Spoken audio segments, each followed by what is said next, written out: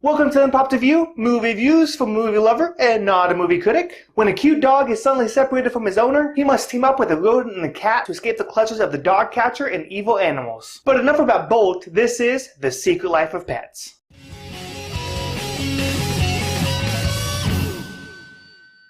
So in The Secret Life of Pets, you follow Max, a dog in New York City who is owned by Katie. But all of a sudden, Katie brings home another stray dog, Duke, who wants all the love and attention that Max gets. So as they're fighting to see who Katie loves more, they suddenly become lost in New York City. Like always, let's start by talking about the good. First of all, the movie was very exciting. There are many plot points and action beats that really move the story along. And like any other animated kids movie, it basically never stops. And it did definitely make for a very enjoyable movie. The next thing that I really liked were actually the characters themselves. The animals in the movie were very relatable. And I think that's because most of us own pets and we can see our own animals in them. So some of the best parts of the movie were the montage where the animals were left alone just to be what they are, animals. And with that, we're going to move on to the air. As you can probably tell by my description of the movie, The Secret Life of Pets is much like Toy Story. And not just Toy Story 1, it borrows elements from Toy Story 2 and 3 as well. And not only that, though, multiple characters that are even like characters from Toy Story. And although that's definitely not a bad thing, it was just something that became very apparent as the story progressed. And then with that, let's move on to the ugly.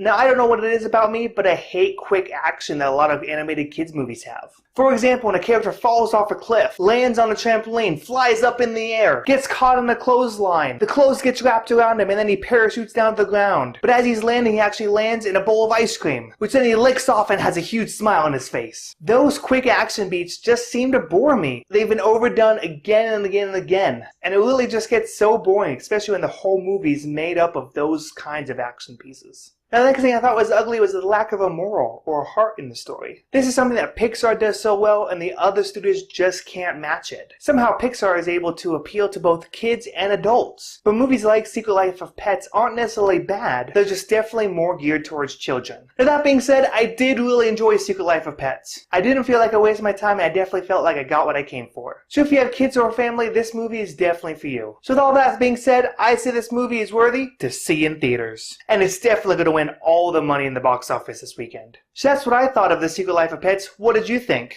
And what are some of the weird things that your pets do? For example, I have a cat that actually plays fetch with hair ties. So leave your comments below. Don't forget to like and subscribe. And remember to always keep it unpopped.